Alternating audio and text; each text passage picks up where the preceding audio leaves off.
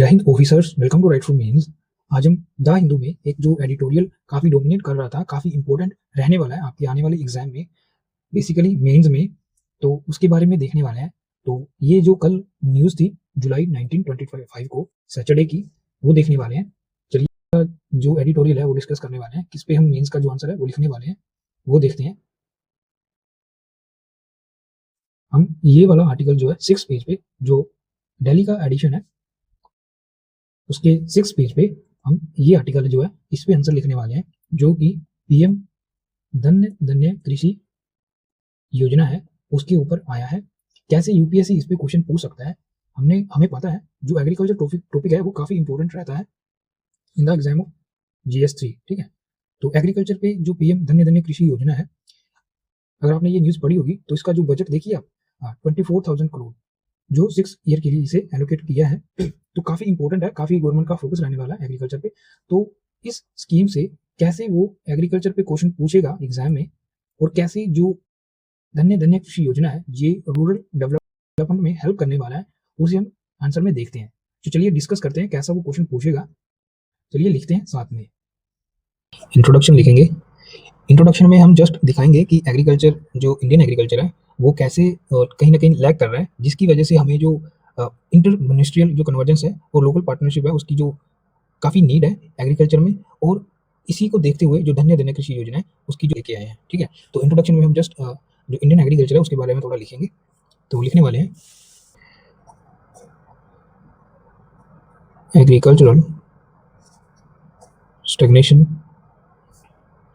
In India demand integrated planning.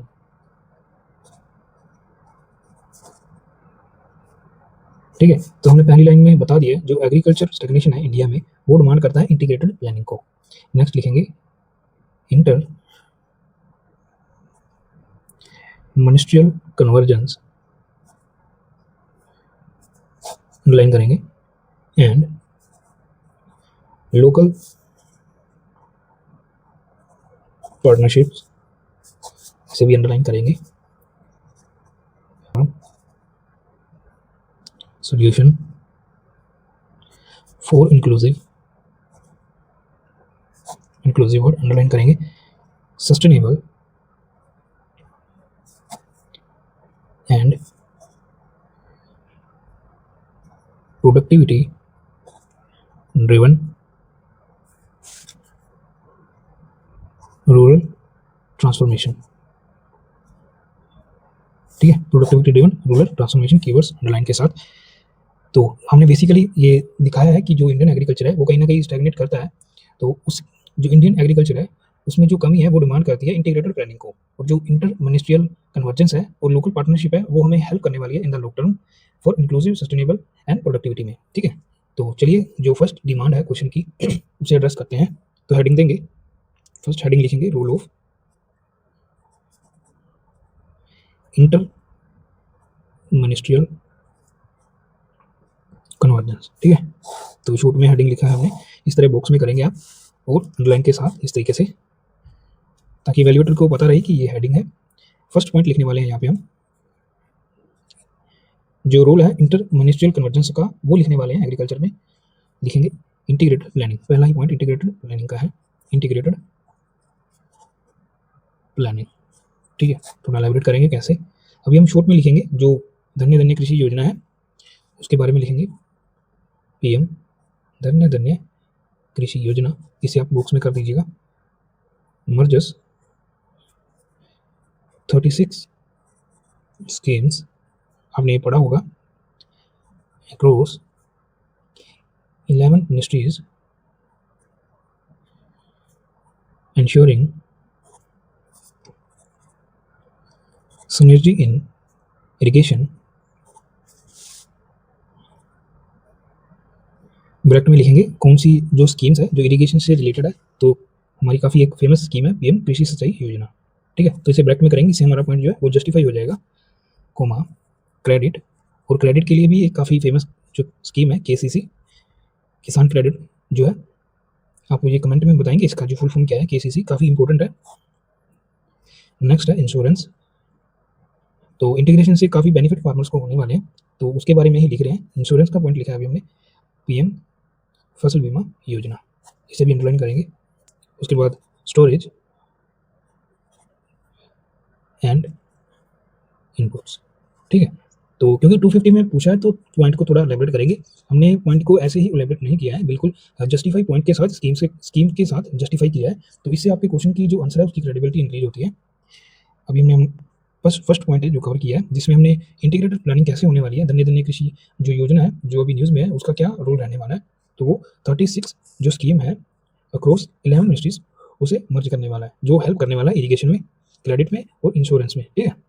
Next second point देखते हैं, यहाँ पे स्पेस है अभी यहीं लिख देंगे। सेकंड पॉइंट लिखेंगे रिसोर्स ऑप्टिमाइजेशन, थोड़ा एलेबरेट करेंगे।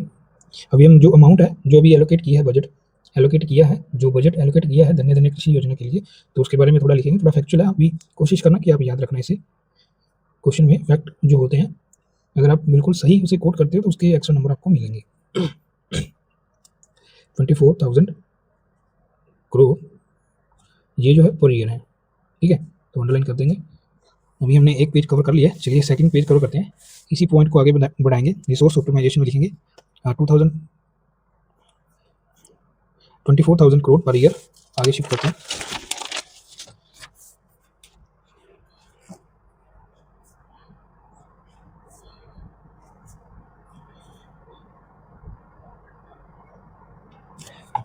फॉर 6 ईयर्स, ब्रैकेट में लिखेंगे टाइम पीरियड कितने टाइम तक है ये, 2025 से 2031, ठीक है। तो आगे इसे इलेबरेट करेंगे थोड़ा। अवॉइड डुप्लीकेशन, अवॉइड डुप्लीकेशन को अंडरलाइन करेंगे and enhance impact,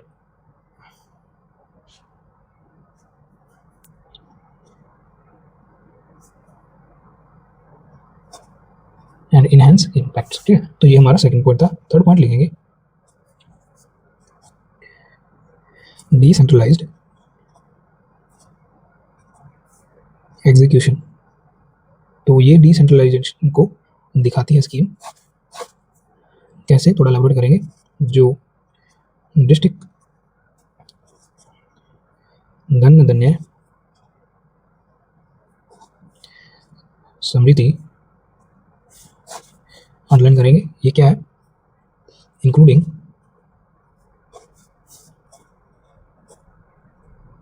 progressive farmers will prepare local agri plans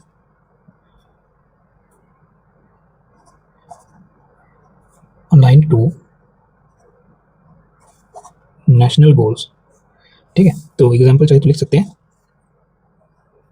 water जो स्केयर रीजन है वहाँ पे वाटर स्केयर एग्जाम्पल लिख सकते हैं, जैसे जो हमारा बुंदेलखंड का जो एरिया है, बुंदेलखंड उसके ऊपर फोकस रहने वाला है। ये जो स्कीम्स है जो कन्वर्जेंस अभी हो रहा है वो हेल्प करने वाला है, जहाँ पे जो वाटर स्केर्सिटी है और जहाँ पे मोनोक्रॉपिंग ज़्यादा होती है वहाँ पे, तो वही लिखा है हम, focus on micro irrigation and millets,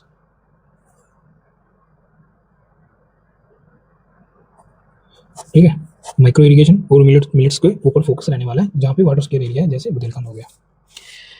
next अभी सेकंड हेडिंग लिखते हैं जो उसने पूछा है।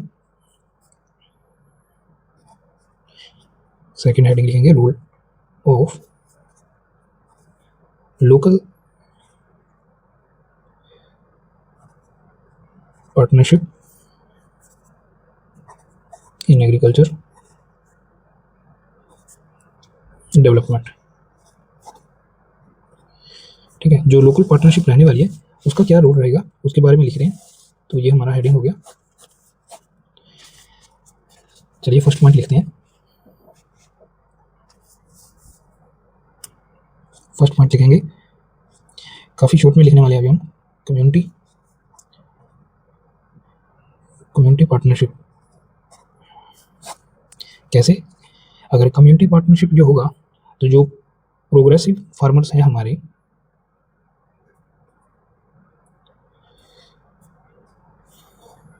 तो उनकी वजह से क्या होने वाला है, ग्राउंडेड लेवल प्रैक्टिकलिटी इन प्लान्स। ठीक है, तो चाहे तो एग्जांपल भी लिख सकते हो यहाँ पे। एग्जांपल जैसे जो हमारे एफपीयूज हैं, कमेंट में लिखेंगे जी इसकी फुल फॉर्म क्या है। एफपीयूज काफ़ी इंपॉर्टेंट है, एफपीयूज एंड जो लोकल इनपुट डिस्ट्रीब्यूशन है उसके बारे में। Local input distribution. तो जो कम्युनिटी पार्टनरशिप है वो इस तरह से हमें हेल्प करेगी। जो प्रोग्रेसिव फार्मर्स होंगे उनकी वजह से जो ग्राउंड लेवल पे प्रैक्टिकलिटी होगी लैंड्स की, और जो इसकी एग्जांपल में हमने लिखा है जो एफपीयूज हैं और जो लोकल इनपुट डिस्ट्रीब्यूशन है वो बढ़िया रहने वाला है। ठीक है, तो सेकंड पॉइंट लिखने वाले हैं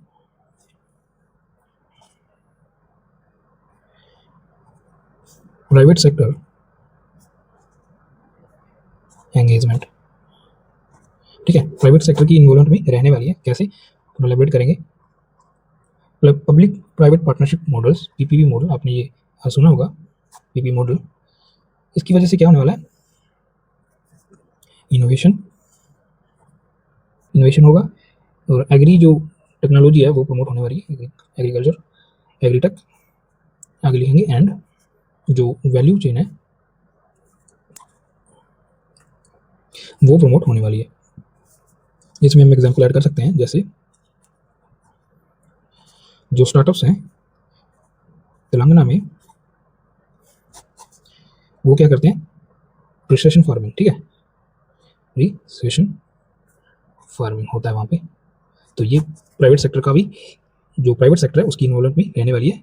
तो उसी में हमने एग्जांपल में लिखा जो तेलंगाना में जो स्टार्टअप्स हैं वो प्रिसिशन फार्मिंग में काफ़ी हेल्प करते हैं। तो पार्टनरशिप जो है एग्रीकल्चर डेवलपमेंट में, उसके बारे में ये पॉइंट लिखा है हमने। नेक्स्ट अभी देखते हैं, थर्ड पॉइंट लिखते हैं जो एम्प्लॉयमेंट, काफ़ी बेसिक पॉइंट है। कहाँ पे स्किल एंड एम्प्लॉयमेंट जनरेट होने वाला है, इन लोकल जो प्रोसेसिंग इंडस्ट्रीज हैं वहाँ पे,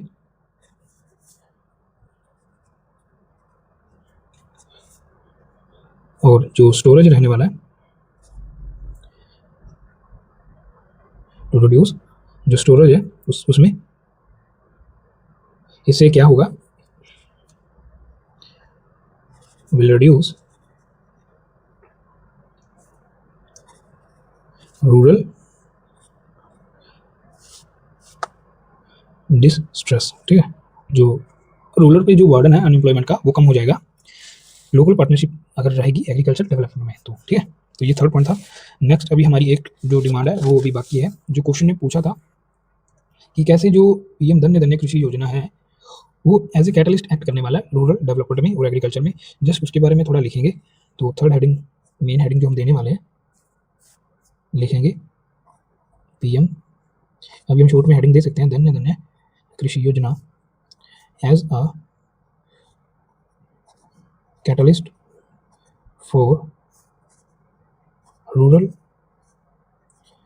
डेवलपमेंट। ठीक है, इस तरीके से बुक्स में करेंगे। ये हमारा हेडिंग हो गया। फर्स्ट पॉइंट लिखेंगे इसमें, जो अभी हम पीएम धन्य धन्य कृषि योजना जो भी न्यूज़ में उसके बारे में लिख रहे हैं, जो अभी क्वेश्चन में पूछा भी है, हमको ये एग्जाम में पूछा जा सकता है, काफ़ी इंपॉर्टेंट है और एग्रीकल्चर पे हर साल क्वेश्चन आते हैं। लिखेंगे focus on low performing district. इसका जो फोकस रहने वाला है धन्य धन्य कृषि योजना का, वो लो परफॉर्मिंग जो डिस्ट्रिक्ट है वहाँ पे रहने वाला है। तो थोड़ा लिखेंगे इसके बारे में, जो फीचर्स हैं इसके। टारगेट 100 डिस्ट्रिक्ट्स, ये 100 डिस्ट्रिक्ट को टारगेट करने वाला है जहाँ पे विद पुअर प्रोडक्टिविटी है, पुअर प्रोडक्टिविटी, और जहाँ पे क्रॉपिंग इंटेंसिटी है, वो बेसिकली जो क्रॉप डाइवर्सिफिकेशन नहीं है, एक ही मोनोक्रॉपिंग हो रही है, वही जस्ट लिखा है क्रॉपिंग इंटेंसिटी, अंडरलाइन कर सकते हैं। लो productivity, poor productivity, cropping intensity and credit flow, ठीक है। तो ये जस्ट हमने उसका जो एम है उसके बारे में लिखा है। सेकंड पॉइंट लिखते हैं जल्दी से। यहाँ पे अगर हम चाहे तो एग्जाम्पल लिख सकते हैं। जो हमारे एस्पिरेशनल जो डिस्ट्रिक्ट मॉडल है बिल्कुल इसी पे अलाइन है। Aspirational district model inspire local reforms, ठीक है। ये हमने जो एस्पिरेशनल डिस्ट्रिक्ट जो मॉडल है कैसे इंस्पायर करता है लोकल रिफॉर्म को, उसकी एग्जांपल में हमने जस्टिफाई कर दिया है। तो सेकंड पॉइंट लिखते हैं real time monitoring and accountability. Real time monitoring और अकाउंटेबिलिटी पे फोकस है इस स्कीम का, कैसे इंश्योर होने वाली है तो वही थोड़ा एलैबोरेट करेंगे। आपने पढ़ा होगा 117 जो की परफॉर्मेंस इंडिकेटर है उससे ये ट्रैक करेगा। रियल टाइम जो मॉनिटरी है वो करने वाला है 117 की परफॉर्मिंग इंडिकेटर्स क्या करने वाले हैं, track via dashboard with NITI Aayog, box में करेंगे नीति आयोग को, एंड सेंट्रल जो नोडल ऑफिसर्स हैं उनकी सहायता से, ठीक है। सेंट्रल नोडल ऑफिसर को बॉक्स में करने वाले हैं। थोड़ा लिखेंगे प्रोवाइडिंग ओवरसाइट, ठीक है। तो ये भी न्यूज़ में था, आपने पढ़ा होगा। यो नेक्स्ट पॉइंट लिखते हैं, लास्ट पॉइंट लिखेंगे। अभी हमारे पास स्पेस है तो एक पॉइंट और ऐड करेंगे, उसके बाद हम वे फॉरवर्ड देने वाले हैं और जो इसकी इंपॉर्टेंस है वो दिखाएंगे कंक्लूजन में। थर्ड पॉइंट लिखते हैं जल्दी से, सस्टेनेबिलिटी फोकस। इसका जो फोकस है वो सस्टेनेबिलिटी पर रहने वाला है। कैसे, थोड़ा एलैबोरेट करेंगे। It emphasis on natural farming. इसका जो फोकस है वो नेचुरल फार्मिंग पे भी है और जो ऑर्गेनिक मेथड्स हैं उन पे भी रहने वाला है। अंडरलाइन के साथ लिखेंगे organic methods and soil water conservation, ठीक है। तो इसकी वजह से ये काफ़ी होलिस्टिकली कवर करने वाला है। जो एग्रीकल्चर है उसकी कमियों को होलिस्टिकली कवर करेगा और जो रूरल डेवलपमेंट में उसमें हेल्प करने वाला है, ठीक है। तो नेक्स्ट अभी हम चाहें तो एग्जांपल के साथ जस्टिफाई कर सकते हैं कि कैसे, जैसे इंस्पायर्ड बाय जो आंध्र प्रदेश है उसमें जो जीरो बजट नेचुरल फार्मिंग होती है उससे ये इंस्पायर्ड है, ठीक है। तो जस्ट लिखने वाले हैं, इससे हमारे पॉइंट की जो क्रेडिबिलिटी है वो इंक्रीज हो जाएगी और जो हमारी स्पेस बची है वो भी कवर हो जाएगी। Andhra Pradesh zero budget natural farming, ठीक है, अंडरलाइन करेंगे। आंध्र प्रदेश को चाहे तो इस तरह बॉक्स में कर सकते हो। नेक्स्ट अभी हम स्पेस काफ़ी कम बचा है, आप देख रहे हो। तो यहाँ पे अभी हम जो पीएम धन्य धन्य कृषि योजना है उसकी इंपॉर्टेंस को दिखाने वाले हैं कि कैसे वो फ्यूचर में हमें हेल्प करने वाला है। तो लिखेंगे पीएम धन्य धन्य कृषि योजना शोकेस अ कन्वर्जेंस बेस्ड, कन्वर्जेंस बेस्ड को अंडरलाइन करेंगे। लोकली ग्राउंडेड अंडरलाइन करेंगे, locally grounded model, locally grounded model underline.